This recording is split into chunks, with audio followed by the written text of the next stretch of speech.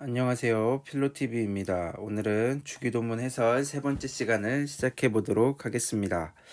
그래서 우리가 지난 시간까지 이제 지난 시간에 첫 번째 문장을 살펴보았고, 오늘은 세 번째 시간으로 나라가 임하시오며 라는 주제를 가지고 주기도문의 내용을 한번 들여다보도록 하겠습니다.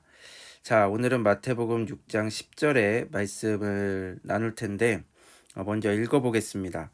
나라가 임하시오며 뜻이 하늘에서 이루어진 것 같이 땅에서도 이루어지이다.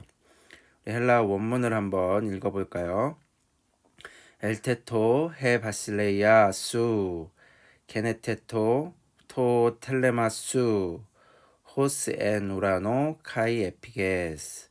네, 이렇게 읽어볼 수가 있습니다. 그래서 엘테토 하면은 임하다라는 의미입니다. 그래서 해 바실레이아수, 그 나라가, 당신의 나라가 임하시오며, 이게 제2부정과거로 되어 있는데,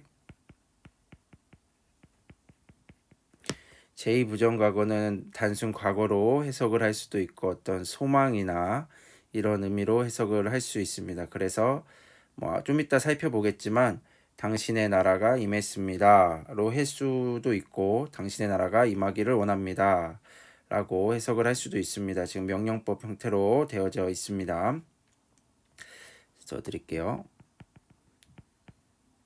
지금은 이거 해석을 하는 시간은 아니니까. 그리고 게네테토 토텔레마 수 이렇게 되어 있죠. 그리고 그래서 당신의 뜻이 이루어지기를, 일어나기를, 발생하기를 원합니다. 이렇게 해석을 할 수가 있습니다. 그래서 호스 뭐뭐 같이 해서 하늘에서와 같이 땅에서도 이렇게 일단 직역을 해볼 수가 있겠죠. 그래서 이제 그 의미를 좀 한번 살펴보도록 하겠습니다. 자, 먼저 나라가 임하시오며 라는 이 문장을 잘라서 살펴보게 될 건데, 나라 해 바시레이아 성경에 참 많이 나오죠. 바시레이아는 하나님의 통치를 의미합니다.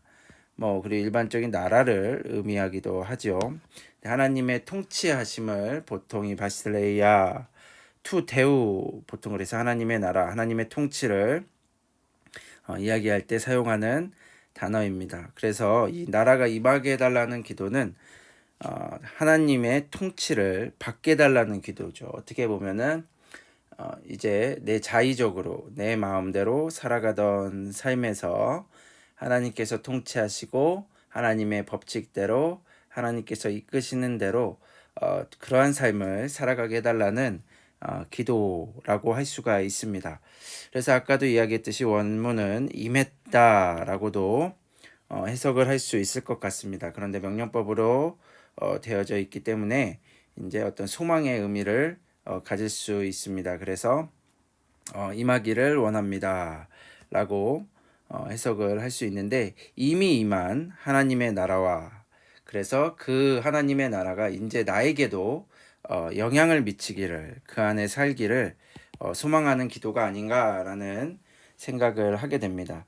즉 하나님의 나라는 우리 예수께서도 이야기하셨듯이 이미 이렇게 우리가 사는 세상이 여기 있다고 치면은 이 하나님의 나라가 이미 임했죠. 임했는데, 그래서 회개하라고 말씀을 하시죠. 근데 임했는데 우리가 그 안에는 살지 못하고, 여기 이렇게 단편적으로 보면은 우리가 살아가고 있는 세상에 살고 있는 겁니다. 그런데 이제는 이 근본에 흐르고 있는 하나님의 나라 안에 살기를 원한다, 속하기를 원한다 라는 조금 깊은 의미를 가지고 있지 않나 라는 생각을 하게 됩니다. 그래서 우리의 삶에 가장 밑에 흐르고 있는 하나님께서 세상을 창조했기 때문에 가장 근본적으로는 그 하나님의 질서가 흐르고 있는 것이죠. 그래서 그 안에 살기를 원한다라는 기도입니다. 그리고 우리의 주체성은 이제 그 나라로부터 발생을 하게 되는 거죠.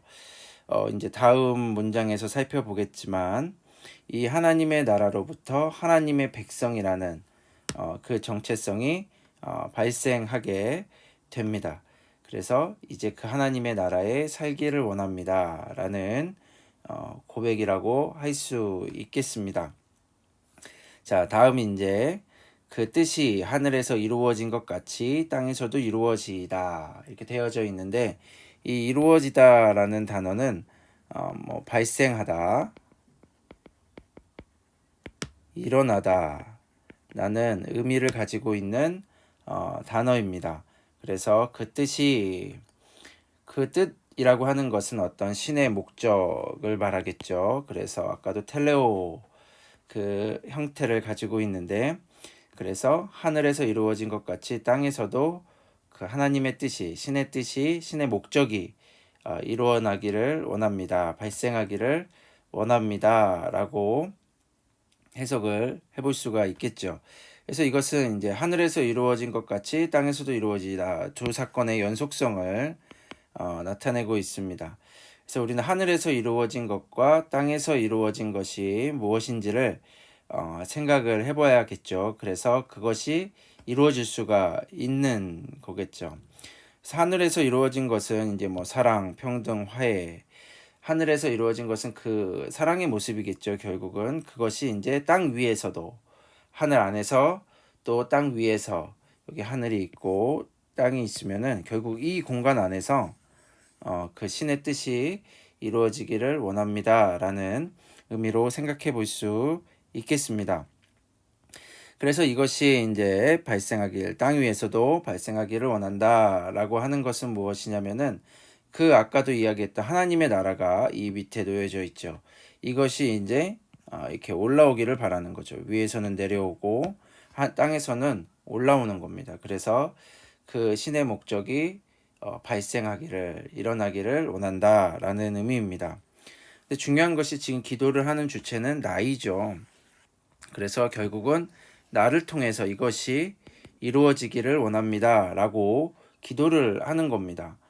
그렇죠? 나를 통해 하나님 나라가 이루어지고, 나를 통해서 그 신의 목적, 하나님의 목적이 이 하늘에서 이루어졌던 것 같이, 왜냐하면은 그것은 하나님의 일이었기 때문에, 하나님이 창조하시고 질서를 만드신 것은 하나님의 일이었기 때문에, 이제 그 뜻이 나를 통해서 또 우리를 통해서 이 땅에서도 이루어지기를 원합니다 라는 기도입니다. 결국 이것이 요구하는 것은 실천적인 삶이겠죠. 그래서 사랑과 평등과 화해, 하나님의 나라는 그런 곳이겠죠. 자신을 드러낼 수 없는 곳, 자신의 자아가 드러나고 욕심을 부리고 뭐 그럴 수 없는 곳이겠죠. 그래서 우리의 실천적인 삶을 통해서 신의 목적이 드러나게 되기를 원합니다 라고 이야기할 수 있겠습니다. 그래서 제가 생각하기로는 칸트식으로 말한다면, 우리는 물 자체를 알 수가 없죠. 그래서 그 이성의 한계 속에서 그러면 우리는 무엇을 할 수 있는가? 그러니까는 제멋대로 하나님에 대해 해석을 하고, 하나님이 요구하는 것이 이것이다, 이것이다, 이것이다. 너도 나도 다 자기의 뜻을, 자기의 욕망을 이야기할 때가 많은데, 우리는 그것을 정확하게 알 수가 없죠. 그렇기 때문에 그 이성의 한계 속에서 칸트는 무엇을 등장시키냐면 실천 이성을 등장시킵니다. 그래서 신이라고 하는 존재는 도덕적 신으로서, 그러니까 우리가 궁극적인 진리를 알 수 없기 때문에 우리가 이 세상에서 무엇을 할 수 있는가라는 질문을 던지죠. 무엇을 할 수 있는가 또는 해야 하는가라는 질문을 던집니다. 거기서 이제 그 규제적인 원리로서 신이 등장을 하게 됩니다. 그래서 우리 안에 있는 어떤 양심, 도덕 법칙들, 명령들, 그런 것들을 지키면서 살아가야 한다라는 것을 보여주죠. 그리고 그것은 보편성을 띠는 겁니다. 나에게만 의롭고 나에게만 좋은 것이 아니라 어떤 보편적인, 이 세상의 어떤 보편적인 질서 안에서 아름다움을 만들어 나가는 거겠죠. 그것이 칸트가 이야기하는 하나의 목적의 나라이기도 합니다. 그래서 그 신의 뜻, 우리는 지금 뭐 신의 뜻을 많이 알 수가 있습니다. 과학이 이미 많은 것들을 밝혀냈고, 이 세상이 돌아가는 불변하는 질서들이 존재하죠.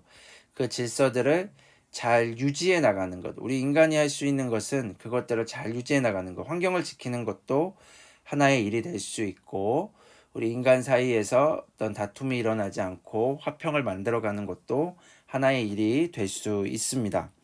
그래서 그러한 일들을 우리가 이 아름다움을 만들어 나가는 일들을 해나가는 것이 바로 이 기도에 대한 의미라고 할 수 있겠습니다. 그래서 하늘의 뜻을 알 수 없는가? 라는 질문을 던져본다면 그렇다면 이 이성의 한계 속에서 우리가 할 수 있는 거 사랑을 실천하라 라고 제가 한번 적어보았습니다. 그리고 그것은 하나님 나라를 통해 생겨난 주체만이 할 수 있다. 우리가 이것은 아까 앞에서 잠깐 이야기했던 건데 나라가 임하시 오며 그래서 그 나라에 사는 국민이라고 할까요? 국민이 되기 위해서는 그 나라로부터 발생한 주체가 있어야 합니다. 그래서 우리는 그 신적인 질서 안에서 새롭게 태어난 자, 그래서 새 사람이 되라고 이야기를 하죠. 그래서 새롭게 태어난 자아의 삶을 살아가야 되는 것이죠.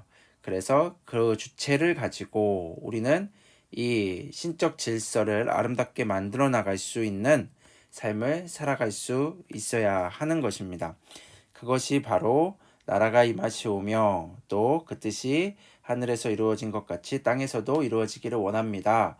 라는 이 기도의 의미가 아닐까 이렇게 한번 저는 의미를 생각해 보고 묵상해 보았습니다. 네, 오늘 여기까지 주기도문 해설 세 번째 시간을 마치도록 하고요. 오늘의 내용이 유익하셨다면 구독과 좋아요 또 알람 설정을 부탁드리겠습니다. 감사합니다.